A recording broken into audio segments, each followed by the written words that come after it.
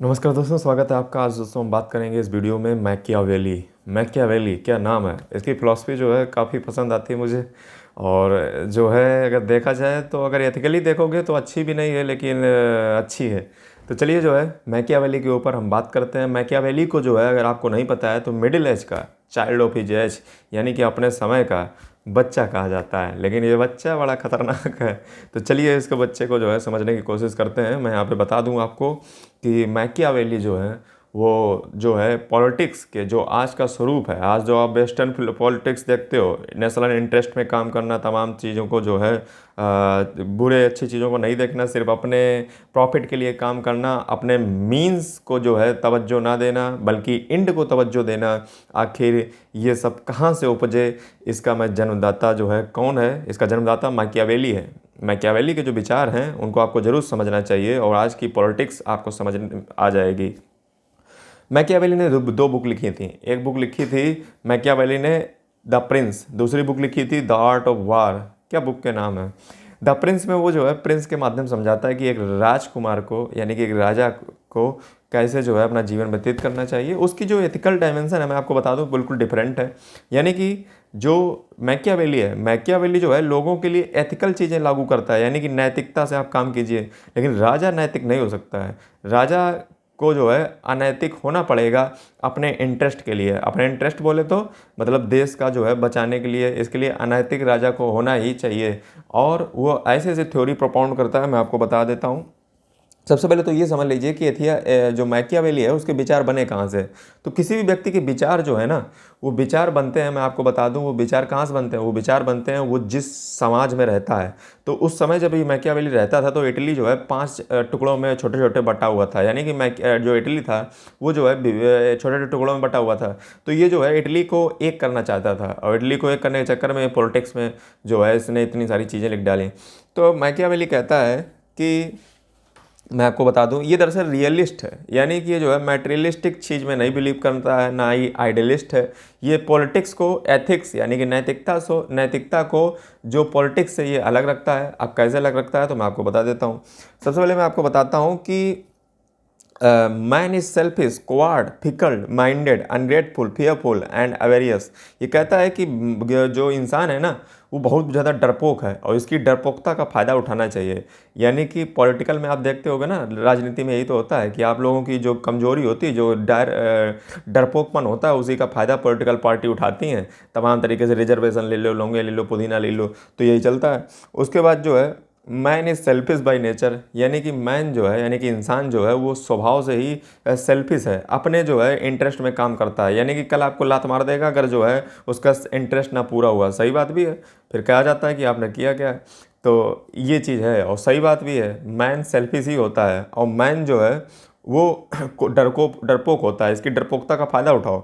दूसरी चीज़, मैन जो है वो सेल्फिश होता है, यानी कि अपनी ही सोचता रहता है। जिस दिन जो है उसका काम नहीं निकला तो वही जो है भाई कसाई बन जाएगा।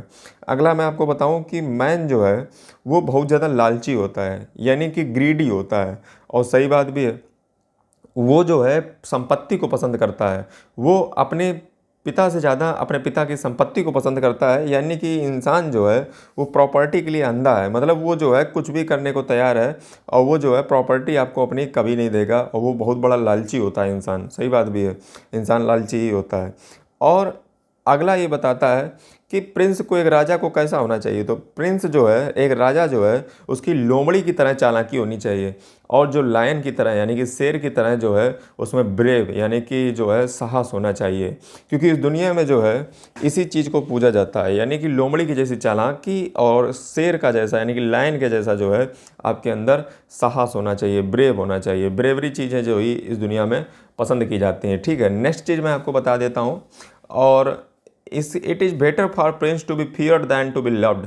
ये देखिए कितनी अच्छा बात है। जो प्रिंस है उसको जो है कोल्ड ब्लडेड मैन होना चाहिए, एक ठंडे जो है खून का व्यक्ति होना चाहिए। जैसे power has two dimension, force and love, यानी कि जब भी जो है डील करने की समस्याओं को बात आए तो आपको जो है प्रिंस को है वो चाहिए कि सबसे पहले जो है बात से काम चला दे, यानी कि लव से काम चला दे। अगर ना कोई व्यक्ति मानता है तो फोर्स का अल्टीमेटम यूज कर देना चाहिए। और फोर्स का यूज भी देख लीजिए, समझ लीजिए कैसे करना है। फोर्स का यूज ये नहीं है कि किसी व्यक्ति को जो है आप डरा धमका करके फोर्स से छोड़ दो, यानी कि थोड़ा मारो थोड़ा मार के छोड़ दो। नो, मैकियावेली इतना खतरनाक आदमी ये कहता है कि आप जो है उसको टोटली क्रश कर दो, ख़त्म कर दो, क्योंकि अगर वो ज़िंदा रह गया तो आपसे रिवेंज आज नहीं तो कल लेगा। ये फिलॉसफी जो है काफ़ी अच्छी लगती है, ठीक है, क्योंकि सही बात है, यदि आप सामने वाले को छोड़ दोगे तो वो आज नहीं तो कल बदला लेगा ही लेगा। इसलिए मैकियावेली कहता है कि क्रश कर दो, टोटली कंप्लीटली सफाया। अगला कहता है कि पॉलिटिक्स यानी कि राजनीति में जो है justify means and justify the means, यानी कि इस पे मैंने एक सेशन अलग से कर रखा है, अगर आप चाहें तो हमारी एथिक्स वाली जो प्लेलिस्ट है उसमें देख सकते हैं। इसमें पॉलिटिक्स में ये कहता है कि आपका लक्ष्य जो है उसको हासिल करो, उसके लिए चाहे मार काट जितना भी मचाना है, जितना भी जो है आपको दुनिया का खून खराबा करना है सब करो, लेकिन अंत में आपका लक्ष्य अचीव होना चाहिए। क्या मैकियावेली के विचार हैं। अगला अगर बात किया जाए क्रिटिकल इवोल्यूशन, तो इसका पता नहीं।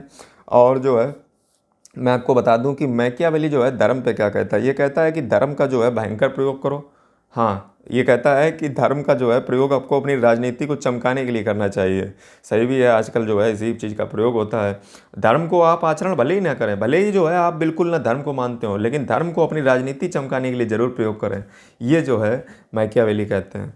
अगला अगर यहाँ पे बात किया जाए तो मैकियावेली जो है फॉरेन पॉलिसी में ये कहता है कि फॉरेन पॉलिसी में जो है जो प्रिंस है उसको चाहिए कि जो है वो कब्जा करे, खूब आराम से एकदम जो है अपना एक्सपेंशन करे, लेकिन जो फॉरेन स्टेट को आपने कब्जा किया है वहाँ पे किसको बैठालना है ये डिसीजन लिया जाएगा वहाँ के कल्चर को देख करके। अगर वहाँ पे कल्चर जो है आपके देश के ही अनुरूप है, यानी कि ठीक है दोनों लोगों का मैच करता है, तो जो है आप अपना आदमी वहाँ पे प्रतिनिधि बैठा सकते हो। अगर मैच नहीं करता है तो वहाँ का व्यक्ति अपनी जगह पे वहाँ पे फ्यूडिटरी के तौर पे बैठा दीजिए, यानी कि कठपुतली होगी वो आपके हाथों की। और अगर वो कल्चर आपका मैच करता है उस जगह का तो आप अपने ही व्यक्ति बैठा दीजिए जिस जगह को आपने कब्जाया है।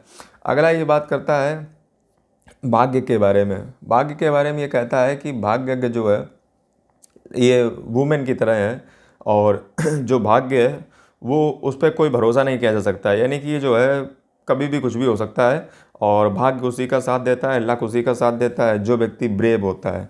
क्योंकि he suggest that the nature of fortune like women brave embrace brave man, यानी कि ब्रेव व्यक्ति होना चाहिए, बहादुर व्यक्ति, और उसका ही जो है भाग्य सहारा देता है। अंत में जो है ये मैकियावेली एक और गजब की बात कहता है। वो गजब की बात क्या है, वो कहता है कि गवर्नमेंट का फॉर्म कैसा होना चाहिए, यानी गवर्नमेंट तानाशाही वाली होनी चाहिए कि डेमोक्रेटिक होनी चाहिए। तो इस पे जो है मैकियावेली ये कहता है कि जो गवर्नमेंट है वो डेमोक्रेटिक तब होनी चाहिए जब वहाँ के जो लोग हैं वो सिविलाइज्ड हों, सभ्य हों, पढ़े लिखे हों, और जो है करप्ट ना हो।